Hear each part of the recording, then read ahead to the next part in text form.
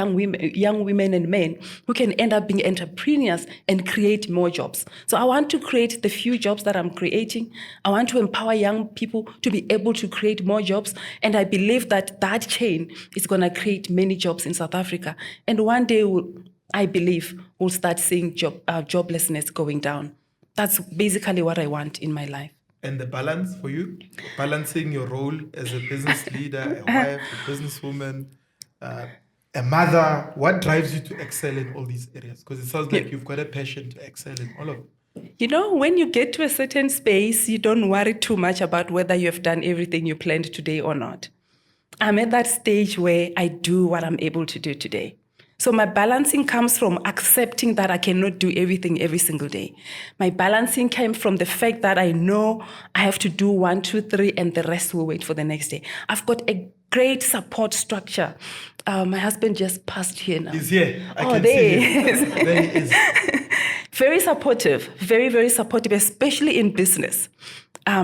We do quite a lot of things. I do give him a lot of responsibilities, and he ran around for me to do those things. Therefore, I'm able to focus.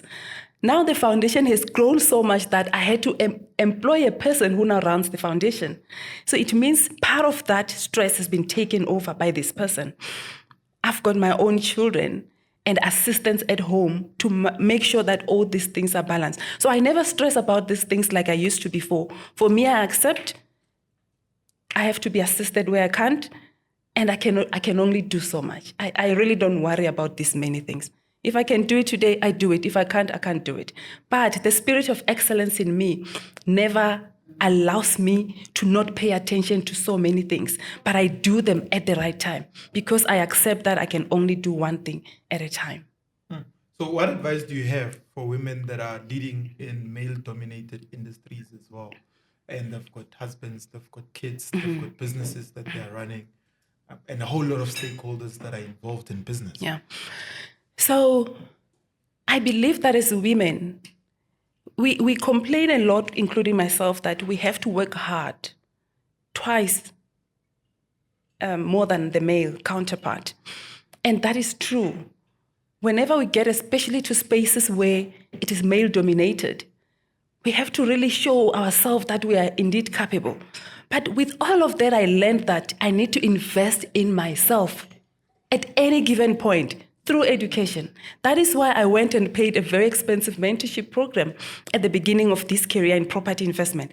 I paid a lot of money because I knew that if I do so, and I've got the know-how, I've got the knowledge, when I approach those spaces, they're going to listen to my voice. So I do not come into that space empty. I've got the same input as every other male in the property investment space. I am so informed about what's happening in the space. I have studied with the University of Cape Town. I've formed so many networks. I see some of my networks here. I have actually managed and led the development of a 60 million rand property for 376 students. That is the first development that we did. And when I was doing that, I was also studying with Cape Town because I needed to understand. But when I approached those meetings, I approached them from a point of knowledge, a point of power. I trust myself so much. I do not get to this space and this table is full of men and I start to be scared.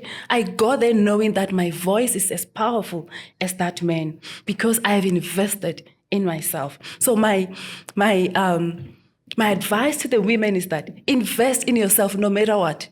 Make sure you go for that education. Make sure you network with the right people. Do not be afraid to ask questions.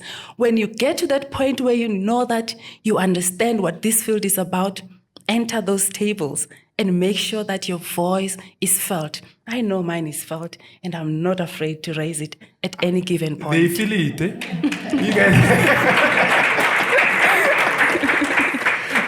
I love that. So tell me, Tshitema, if you could go back and give one piece of advice to a younger self, what advice would it be? And it seems from a young age you got it right anyway. So let me put it this way maybe. What affirmation would you give yourself in terms of, hey, you're doing well, 1, 2, 3, and what advice would you then give yourself? Yes, you are so right to say I always got it. I want to believe I always got it, because I was never at any point in my life where I did not believe that greatness belongs to me. Oh, yes. I've never found myself outside of that. Love it. So, affirmations, you are great. Advice, if I'm going back to that point when I was 16, continue to be great, because I believed then that I was great. How So important is it to believe? I mean, sometimes, it sounds so cliche. Believe in yourself or believe. Yes. But what is the actual power of doing it? That power is so big. That is the same power that made me sad when I was